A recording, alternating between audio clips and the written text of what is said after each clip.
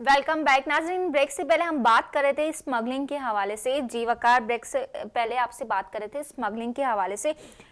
Smuggling की वजह से ये जो स्मगलिंग में मुलव्विस अफराद हैं, इनकी गिरफ्तारी के लिए हुकूमत ने आप बता रहे थे कि हुकूमत कोई सख्त एक्शन ले रही है या नहीं, लेकिन मैं आपसे पूछना चाहूँगी अब तक मईशत को इस वजह से कितना नुकसान हासिल हुआ है? देखें, ये जो गैर कानूनी स्मगलिंग का कारोबार है, ये इसके नतीजे में मुल्क को अरबों रुपए का नुकसान ये हुआ। कौन करते हैं? सिर्फ आम लोग करते हैं या इनमें सियासतदान भी मौजूद हैं? देखें, मैं सियासतदानों का तो नाम इस तरह नहीं ले सकता। इसमें एक माफिया होती है जो बड़े मतलब उनके रवाबित होते हैं, उनके मरासिम होते हैं, और यकीनन कहीं ना कहीं होता होगा किसी न किसी के साथ ताल्लुक़, वरना इतना बड़ा काम तो कोई कोई आम आम आम आदमी तो आदमी तो इतना नहीं बड़ा कर काम सकता। कर नहीं सकता, कहीं ना आप कहीं ठीक कह रहे किसी हैं। मतलब हुकूमती लोगों की आशीर्वाद होती होगी, बड़े धड़ल्ले के साथ, बड़ी बेरहमी के किसी साथ ये की तो काम इनको करते हैं। सपोर्ट किसी होती का कोई होगी। खौफ नहीं होता है इन लोगों को, बड़े आज़ादाना अंदाज में ये लोग काम कर रहे हैं स्मगलिंग गैर कानूनी।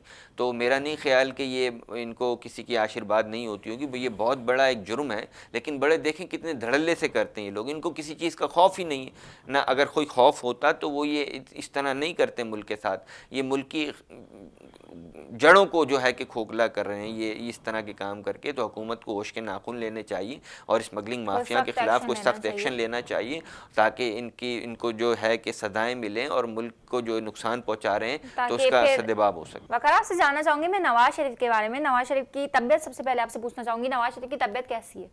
देखें, वो अभी बरतानिया में ज़ेरे इलाज हैं। उनके जो छोटे भाई हैं, साबिक वज़ीर आला पंजाब शहबाज शरीफ ने प्रेस कॉन्फ्रेंस के ज़रिए उनकी खैरियत से मुतालिक बताया है, और ये कहते हैं कि अभी भाई साहब का इलाज चल रहा है। लेकिन दिलचस्प सूरत हाल ये है कि जो अभी अदालत की जानिब से जो नवाज़ शरीफ को रिलीफ दिया गया था 8 माह का, वो वक्त भी मेरा ख़्याल है करीब आ रहा है और वक्त ख़त्म हो रहा है। तो वो जो मुस्लिम लीग नून के रहनुमा हैं और जो मुस्लिम लीग के दीगर अकाबरीन हैं, वो इसको तौसी के लिए कोई ना कोई पहलू उजागर करना चाह रहे हैं कि इसमें मज़ीद तौसी कर दी जाए इस मियाद में।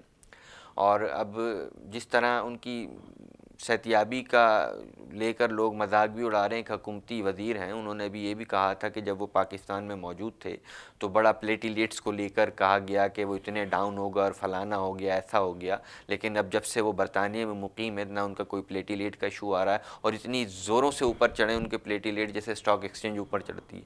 तो इस तरीके के मतलब उनके लिए कमेंट्स पास हो रहे हैं। लेकिन जहाँ तक उनकी सेहत का ताल्लुक़ है, उनके भाई, उनके साहबजादे और दीगर जो उनके रफ़क़ाकार हैं, वो ये कहते हैं कि अभी वो ज़ेरे इलाज हैं, उन्हें मज़ीद वहाँ रहने दिया जाए ताकि उनका मुकम्मल इलाज हो सके। नवाज शरीफ की वापसी कब तक मुमकिन है? देखें, जो मुस्लिम लीगी रहनुमा हैं वो तो ये कह रहे हैं, हम चाहते हैं कि सबसे पहले तो उनकी वो सेहतियाब हो जाए, और मुकम्मल सेहतियाब होकर फ़ौरन से पेशतर वो कहते हैं कि हम चाहते हैं, हमारी ख्वाहिश है नवाज़ शरीफ हमारे जो कायद हैं वो मुल्क में आएँ।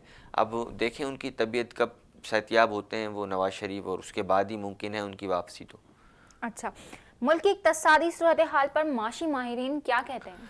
देखें, जो माशी माहिरीन का कहना ये है कि जो हुकूमती टीम के लोग हैं वो वज़ीर आज़म को गलत ख़बरें देकर और जो है कि इस तरह उनके कान भर देते हैं, और वज़ीर आज़म भी बग़ैर किसी तस्दीक के या बग़ैर किसी उसके तहकीक के वो या तो ट्वीट कर देते हैं, बड़े ज़ोर से उसका ऐलान कर देते हैं, जिसकी वजह से उन्हें हुज़ीमत का सामना भी करना पड़ता है। तो ये कहते हैं, अच्छा उनकी अपनी जो ज़ाती राय है वो ये कहते हैं साल 2017-18 में जो शरह नमू थी पाकिस्तान की, वो 5.4% थी, जो मौजूदा माली साल में 2018-2019 में वो घटकर 3.3 हो गई है। तो ये बड़ी एक सूरत हाल है गंभीर।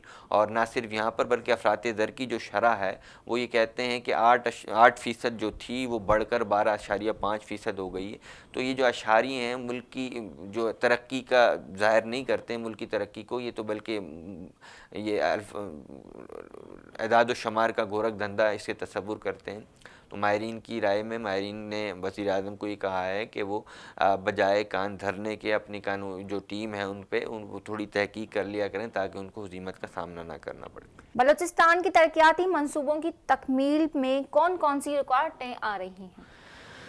देखें, हकीकी मायनों में बलूचिस्तान की जो तरक्की में जो अवामिल आ रहे हैं, सबसे पहले तो ये है कि बड़े पैमाने पर वहाँ पर कोई प्रोजेक्ट शुरू नहीं हो रहे ना, तो जिसकी वजह से वहाँ एहसास से महरूमी जन्म लेता है, और बलोच लोग जो है कि तसव्वुर करते हैं कि यहाँ पे जो तरक्की की जो रफ्तार है बहुत सुस्त है, اور اسی وجہ سے وہ احساس محرومی کا شکار ہیں.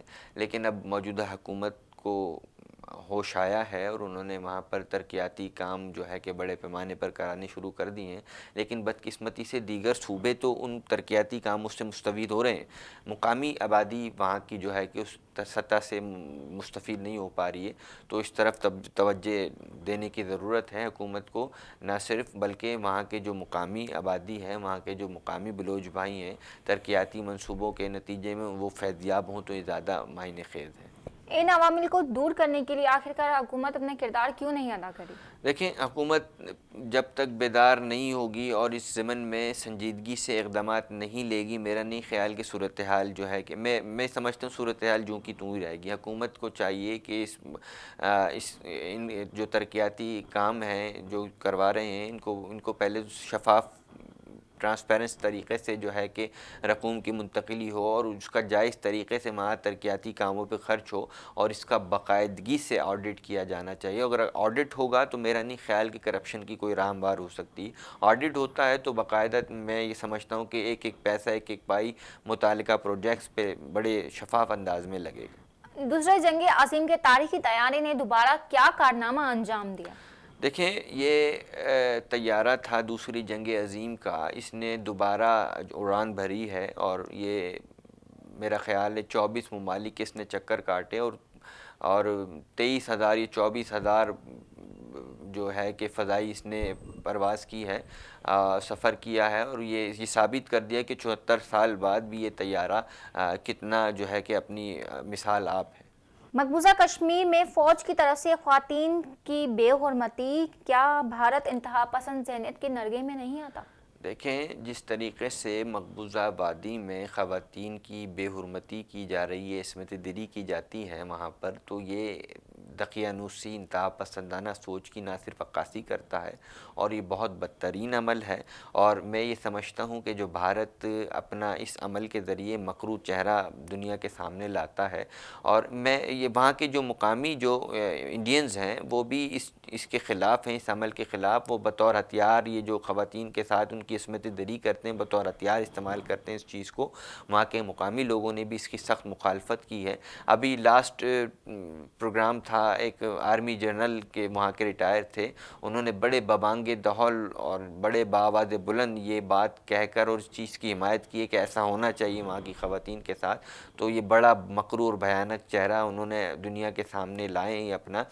اور دیکھیں، بڑی بدقسمتی کی بات یہ ہے کہ نہ صرف وہاں مقبوضہ وادی کشمیری خواتین کے ساتھ یہ واقعہ ہو رہا ہے، میں یہ سمجھتا ہوں کہ ہر گزرتے لمحے میں وہاں انڈینس جو خواتین ہیں بیچاری، ان کے ساتھ ان کا ریپ کر دیا جاتا ہے، ان کو نظر آتش کر دیا جاتا ہے، ان کو جان سے مار دیا جاتا ہے. اس معاشرے میں یہ بڑا ایک سنگین صورتحال میں اختیار کرتی جا رہی ہے. وہاں کے لوگوں کو، وہاں کے حکمرانوں کو، وہاں کے جو پالیسی میکر ہیں چاہیے اس مسئلے پر توجہ دیں اور اس مسئلے پر توجہ دے کر وہاں کی جو ایک صنف نازک ہیں ان کو ایک باعزت باوقار ایک مقام دلایا جائے اور اس عمل کا سدباب کیا جانا چاہیے. نہ کہ یہ مسلم دشمنی پر مختلف جو ہے کہ مسائل کھڑے کر رہے ہیں، اس پر نظر ثانی کریں. وہاں کی خواتین کو تحفظ فراہم کیا جائے، ریاستی سطح پر ایک پالیسی بنائی جائے.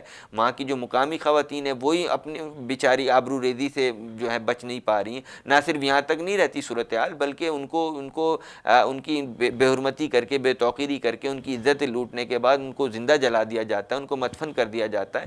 تو بڑی وہاں پر پھر ہوتا یہ واویلا مچایا جاتا ہے کہ بھارت کے اندر ایسا نہیں ہونا چاہیے، لیکن اس سوائے کوئی عملی اقدامات تو نہیں ہو رہے.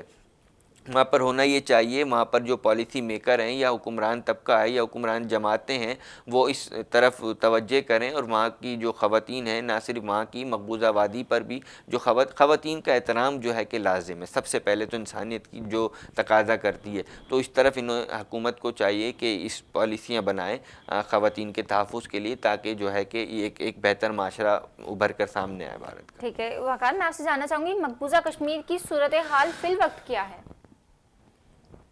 وہاں کن حالات کا سامنا کرنا پڑ رہا ہے وہاں کی عوام کو؟ دیکھیں، مقبوضہ وادی کی صورتحال تو جوں کی تو ہے. میرا خیال ہے کہ کوئی بہتری نہیں آئی؟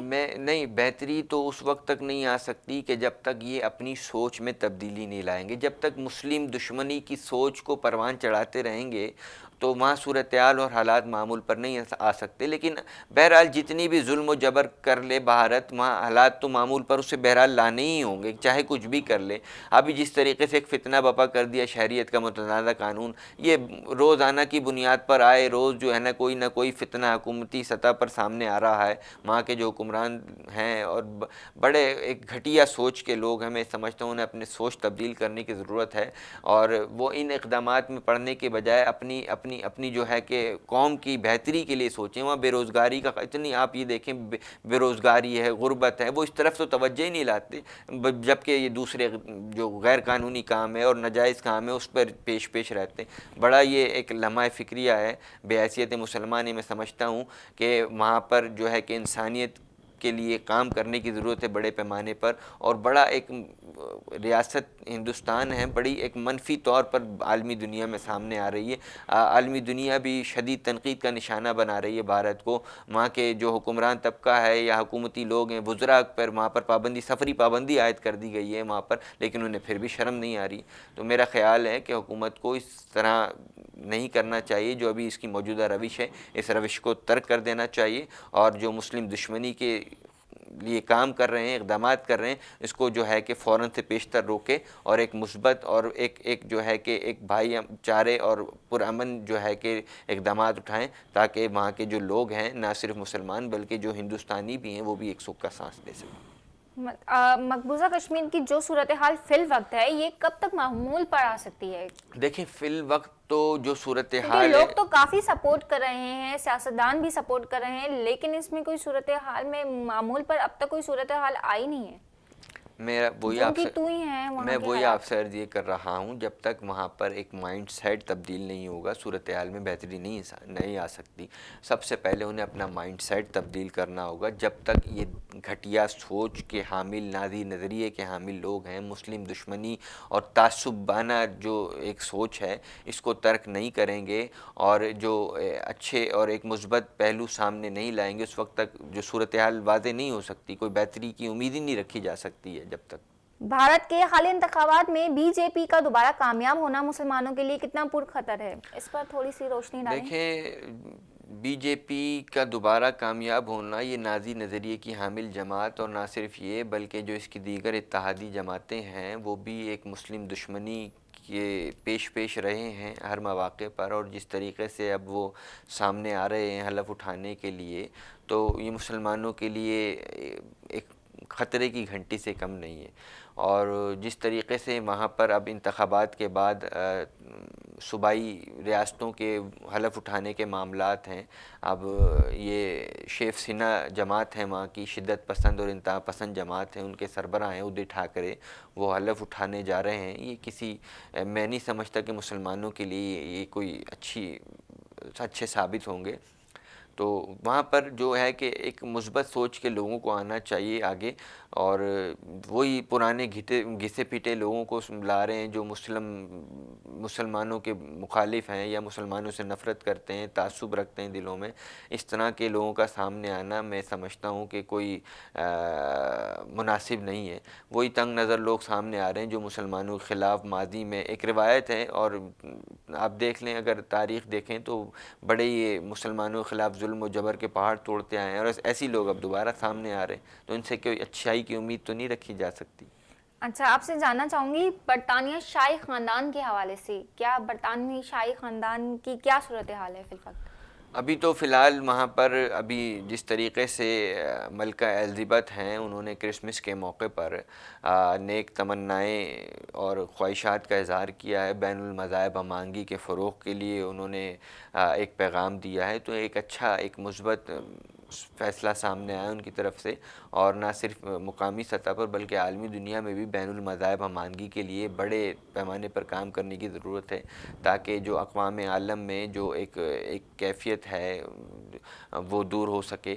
اور یہ بہت اچھا پیغام ہے وہاں. اچھا، کرسمس کے حوالے سے جاننا چاہوں گی. پاکستان میں 25 دسمبر کرسمس منایا گیا، آپ اس حوالے سے کیا کہیں گے؟ پاکستان میں کرسمس منانا چاہیے؟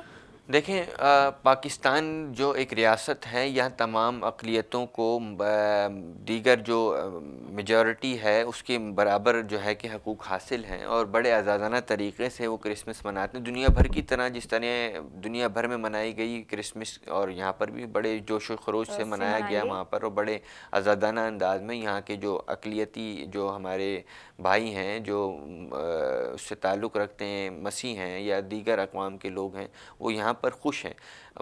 بنسبت یہ کہ اگرچہ بھارت میں نظر دوڑائی جائے تو وہاں دیکھیں اقلیتوں کے ساتھ کیا ہو رہا ہے، جبکہ پاکستان میں یہاں تسلی بخش صورتحال ہے، یہاں پر ان کو اتنے ہی حقوق دیے جا رہے ہیں جتنے ایک عام شہری کے ہیں.